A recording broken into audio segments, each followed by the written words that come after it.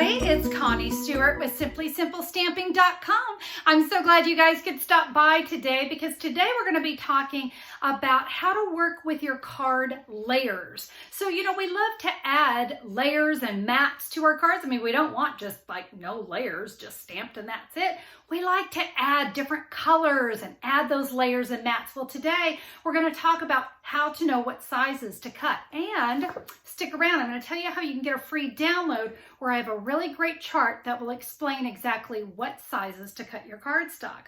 But we're going to start our video today talking about a basic A2 card. That's a size that we talk about, at least here in the United States, and that is considered a card that is half of an 8.5 by 11 sheet of cardstock. So this could mean two different measurements. It could be 4 1/4 by 11, or it could be 5.5 by 8.5. Let me explain. So I'm going to share with you my little tips. So this is what we would call portrait, okay? With your 8.5 inch side up at the top. This is how a portrait would look.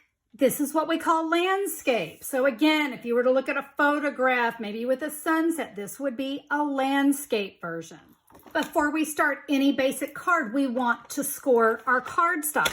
I'm going to begin by scoring this piece of cardstock at 4 1/4 inches. 8.5 inch side is at the top. That means we're going to we're going to score in half, 4 1/4. Now, when we rotate this cardstock around and we go to cut it, we'll cut at 5.5.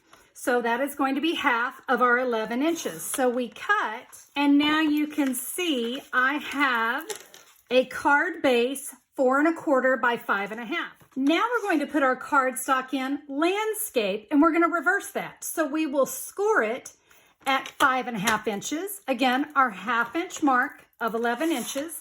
Rotate it, and now we'll cut at 4 1/4. We'll give those score lines a nice little crease so we have really nice cards. And I want you to notice something about the cards. We now have portrait and we have landscape. You know what else I like to call it? I like to call it hamburger and hot dog.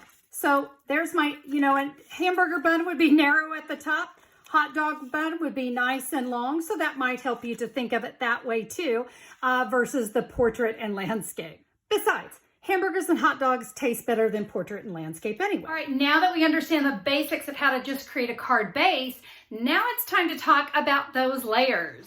So I can see here on my guide, if I want an 1/8 inch border all the way around, I will cut my cardstock to 4 by 5 1/4. And there's our 4 and our 5 1/4. And then if I adhere that onto my card base, my A2 card, you can see I have my 1/8 of an inch all the way around. But what if you want to layer another piece? Again, if you want an 1/8 inch border, you can just work your way down the chart. But let's say you want a 1/16 inch. So we're just going to go directly across on the chart. So I just cut, remember, 4 by 5 1/4. Now let's cut 3 7/8 by 5 1/8. So we're going to come 3 7/8, and then we'll cut to 5 1/8.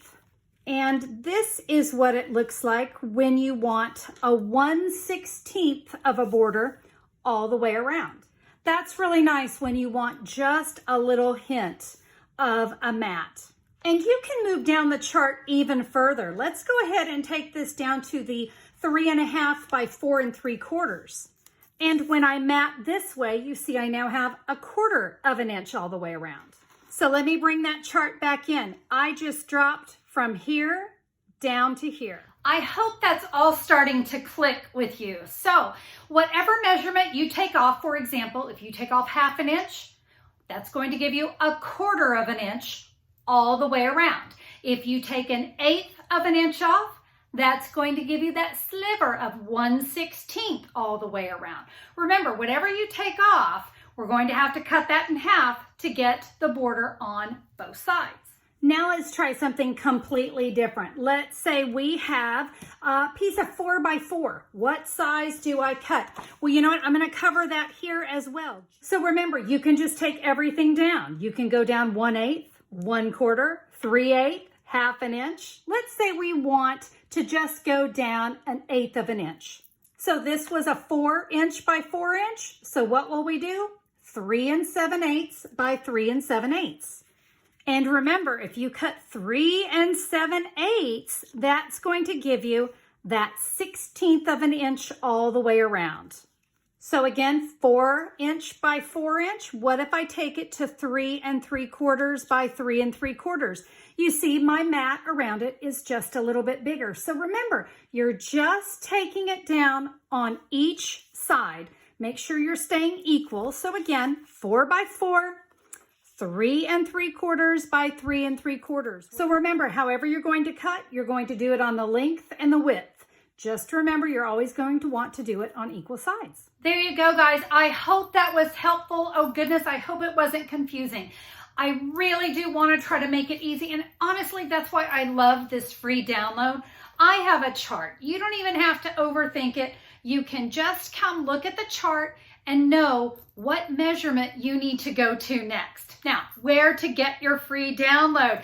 If you head over to simplysimplestamping.com, look for the November 19th, 2019 blog post. That's where I'm going to have this free chart for you. You can download that, keep that handy so that when you're cutting your mats and your layers, you don't have to overthink it. Look at the chart, pick your measurement, and you can go from there. If you missed my video last week, I shared how to read a ruler. Guys, let's face it, a lot of us have forgotten how to read a ruler. It's been a long time. If you will click the link up there in the corner, I have a video that'll explain how to read a ruler, and there's a free download for that one as well. I hope that you enjoyed the video today. I hope it was helpful in explaining how to create layers for your cards. If you enjoyed the video, I would love a thumbs up on YouTube. Thank you so much for that. And if you haven't already subscribed to my channel, be sure to click that great big red subscribe button. I would be absolutely thrilled to have you as a subscriber. Well, guys, that's all from me. Thank you again for being here. We'll see you guys on the next video, so have a fabulous day. Bye-bye.